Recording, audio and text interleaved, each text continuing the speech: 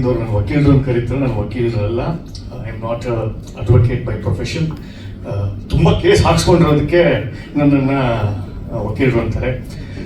2020ಕ್ಕೆ ಏನು ಕರ್ನಾಟಕದ drugs scandal expose ಆದಾಗ ನಮ್ಮ ಹಿಂದೆ 2017 ಕಂಪ್ಲೇಂಟ್ ಅನ್ನು ಇಟ್ಕೊಂಡು CCB ಮತ್ತು NCB ಅವರು ಏನು ಕರ್ನಾಟಕದಲ್ಲಿ ಒಂದು ಮೋರ್ ದನ್ 120 ಪೀಪಲ್ಗೆ ನೋಟಿಸ್ ಕೊಟ್ಟು ಡ್ರಗ್ಸ್ ಕನ್ಸಂಪ್ಷನ್ಗೆ ಹಾವಳಿಯಾಗಿ what is famously called as drugs scandal expose of 2020, ಅದರ ಕಥಾನಾಯಕನೇ ಎಲ್ಲೋ ಒಂದ್ ಕಡೆ ಈ ಪಿಕ್ಚರ್ ಅಲ್ಲಿ ಬಂದು ಹೋಗುತ್ತೆ. ನನಗೆ ಅರುಣ್ ಅವ್ರು ಬಂದು ಈ ಪಿಕ್ಚರ್ ಹೇಳಿದಾಗ ನಾನು ಆಸ್ ಅ ಸೋಷಿಯಲ್ ಆಕ್ಟಿವಿಸ್ಟ್ ಏನ್ ಮಾಡಿದ್ನೋ ಅದರ ತದ್ವಿರೋಧವಾಗಿ ಒಂದು ಪಿಕ್ಚರ್ ಇತ್ತು. ಯಾಕೆಂದ್ರೆ ನಾನು ಹೇಳೋದು ವೇದಾಂತ ಮನೆಯಲ್ಲಿ ರಾಕ್ಷಸನ ಸಾಕಿದ್ದೆ, ನನ್ನ ಮಗಳೇ ನನ್ನ ಹಾದಿ ತಪ್ಪು ಹೋಗಿರ್ತಾಳೆ, ಅದರದ್ದೇ ಕಥಾನಾಯಕ. ಈ ಸ್ಟೋರಿ ಡ್ರಗ್ ಸ್ಕ್ಯಾಂಡಲ್ ಅಲ್ಲಿ ಬಂದು ಹೋಗಿರ್ತಕ್ಕಂಥ ಸ್ಟೋರಿ ನಮಗೆ ಅನುಭವ ಆಗಿದೆ.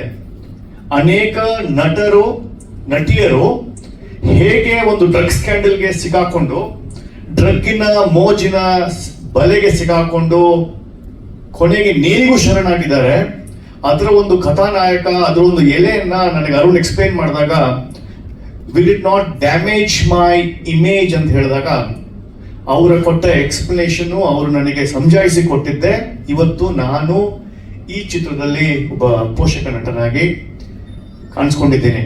ಹೇಗೆ ಪ್ರಜ್ವಲ್ ರೇವಣ್ಣನ ತಂದೆ ಸಮಾಜ ಸುಧಾರಕರು ಅಂತ ಹೇಳಿ ರೇವಣ್ಣ ಅವ್ರ ಮಗನ್ನ ಸುಧಾರಿಸಕ್ಕಾಗಿಲ್ಲ, ಸಮಾಜನ ಸುಧಾರಿಸಕ್ಕಾಗಿಲ್ಲ, ಆ ತರದ ಪರಿಸ್ಥಿತಿ ನೈಜ ಕಥೆಗಳನ್ನ ಇವತ್ತು ನಮ್ಮ ಸಮಾಜ ಎದುರಿಸ್ತಾ ಇರ್ಬೇಕಾದ್ರೆ ಅದನ್ನೇ ಅರುಣ್ ಅಮುಕ್ತ ಅವರು ಜನರಿಗೆ, ಈಗಿನ ಆಧುನಿಕ ತಂದೆ ತಾಯಿಯಂದರಿಗೆ, 2000ದಿಂದ ಮುಂದೆ ಹುಟ್ಟಿರ್ತಕ್ಕಂಥ ಮಕ್ಕಳಿಗೆ ಹೇಗೆ ತಂದೆ ತಾಯಿಯಂದರು ಡಿಜಿಟಲ್ ಆಗಿ ಬಿಟ್ಬಿಟ್ಟಿದ್ದಾರೆ, ನಮ್ಮ ಪೋಷಕರು ಹೇಗೆ ನಮ್ಮನ್ನ ಕಂಟ್ರೋಲ್ ಮಾಡ್ತಾ ಇದ್ರು, ಹೇಗೆ ನಮಗೆ all the values of life ಕೊಡ್ತಾ ಇದ್ರು, ಅದನ್ನೆಲ್ಲ ಬಿಟ್ಟು ಈಗಿನ ಯಂಗ್ ಜನರೇಷನ್ ಹೇಗೆ ಒಂದು ಮೊಬೈಲ್ ಕ್ರಾಂತಿಗೆ ಬಲಿ ಆಗ್ತಾ ಇದ್ರು ಅನ್ನೋದೇ ಈ ಸ್ಟೋರಿಯ ಉದ್ದೇಶ ಆಗಿರುತ್ತೆ.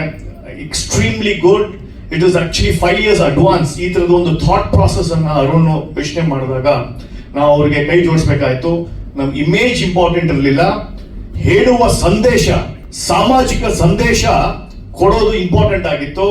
ನನ್ನ ಇಮೇಜ್ಗಿನ ಸಾಮಾಜಿಕ ಸಂದೇಶ ಕಳಕಳಿಯಾಗಿ ಜನರಿಗೆ ತಲುಪುವ ಒಂದು ಉದ್ದೇಶದಿಂದ ಮಾಡಿರ್ತಕ್ಕಂಥ ಫುಲ್ ಆಫ್ ಕಮರ್ಷಿಯಲ್ ಆಂಗಲ್, ಸತ್ಯ ಕಥೆಗಳು, ಜೀವನದಲ್ಲಿ ಆಗಿರ್ತಕ್ಕಂಥ ಕಥೆಗಳನ್ನ ನೀಟಾಗಿ ಬರೆದು ರಿಸರ್ಚ್ ಮಾಡಿರ್ತಕ್ಕಂಥ ಅರುಣ್ ಅಮಕ್ತ್ ಅವರಿಗೆ ಮೆನಿ ಕಂಗ್ರ್ಯಾಚುಲೇಷನ್ಸ್.